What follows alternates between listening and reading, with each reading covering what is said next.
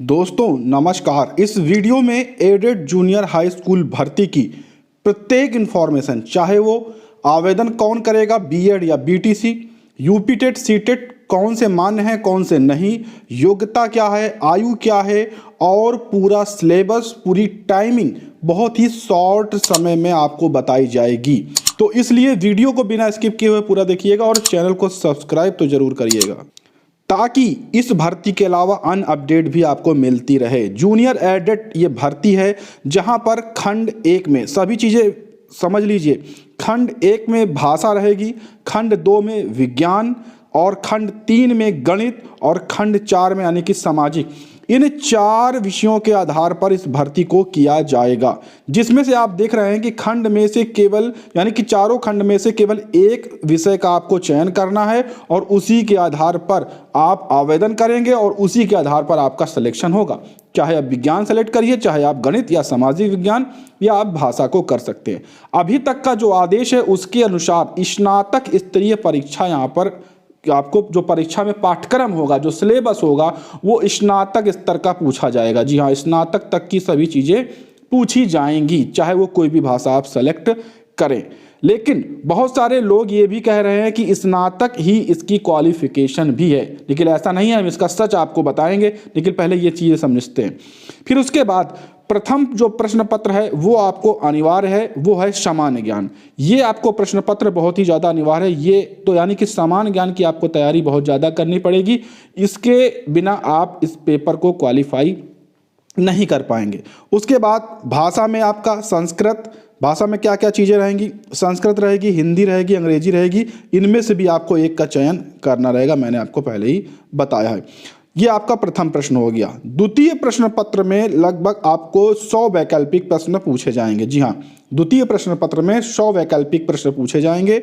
इसमें अगर आप प्रचार यानी कि प्रधानाचार्य के लिए आवेदन कर दे रहे हैं तो आपको 5 वर्ष का अनुभव होना चाहिए बतौर सहायक अध्यापक के पद पर। जी हाँ, 5 वर्ष का कम से कम अनुभव होगा, तभी आप प्रधानाचार्य के लिए आवेदन करेंगे। प्रधानाचार्य के लिए कुछ चीज़ें अलग से पूछी जाएंगी, जैसे प्रशासनिक क्षमता का ज्ञान, ये आपका अलग से पूछा जाएगा। ये लगभग 1 घंटे का यहाँ पर प्रश्न पत्र रहेगा अगर प्रधानाचार्य के लिए आप आवेदन करते हैं तो। ऑनलाइन आवेदन 22 फरवरी 2021 से प्रारंभ हो जाएंगे। 18 फरवरी को परीक्षा नियामक प्राधिकारी के द्वारा विस्तारित नोटिफिकेशन आपको देखने को मिलेगा।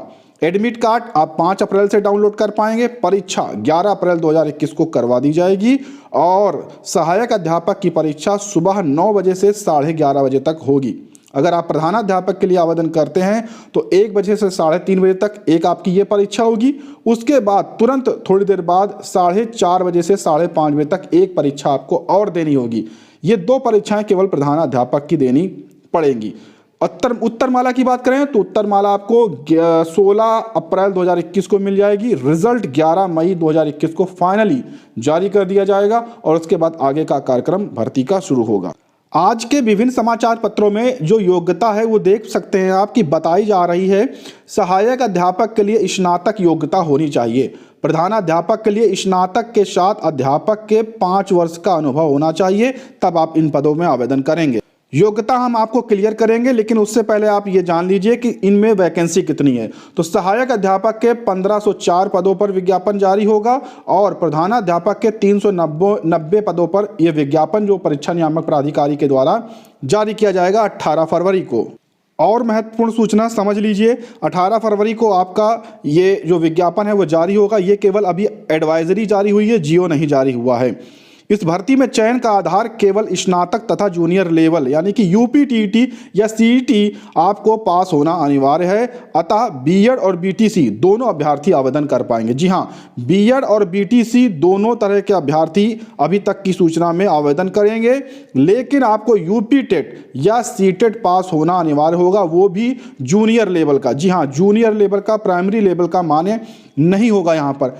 अभी आगे हम आपको बताते हैं। देखिए, प्रधानाध्यापक तथा सहायक अध्यापक जो भर्ती परीक्षा है वो अलग अलग होंगी, जो कि यहाँ पर 11 अप्रैल को प्रस्तावित लगभग करवाई जाएंगी। यहाँ पर प्रथम प्रश्न ये जो है आपको मैंने बताया है कि सहायक अध्यापक परीक्षा में प्रथम प्रश्न समान ज्ञान का होगा।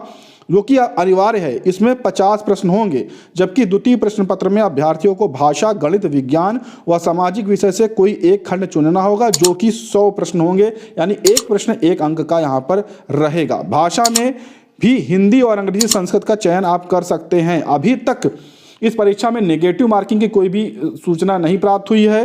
परीक्षा की जो अवधि है वो 2.5 घंटे की रहेगी दोनों परीक्षाओं की। एक जो एक्स्ट्रा परीक्षा होनी है प्रधानाध्यापक की, उसकी अवधि 1 घंटे की रहेगी। अगर परीक्षा उत्तीर्ण की बात करें तो यहाँ पर अनारक्षित को 65% और जो भी आरक्षित व्यक्ति हैं उनको 60% अंक लाना होगा यहाँ पर, यानी कि 90-97 लगभग यहाँ पर मेरिट रखी जा सकती है। प्रधानाध्यापक की भर्ती हेतु आवेदन करने के लिए उसे स्नातक तथा सहायक अध्यापक के रूप में कम से कम 5 वर्षीय अनुभव होना चाहिए। ये अनुभव किन विद्यालयों का हो उसकी अधिसूचना अभी जारी की जाएगी, तब उसमें आपको बताया जाएगा कि प्राइमरी का अनुभव होना चाहिए या किसी और का अनुभव होना चाहिए, वो अभी क्लियर नहीं है।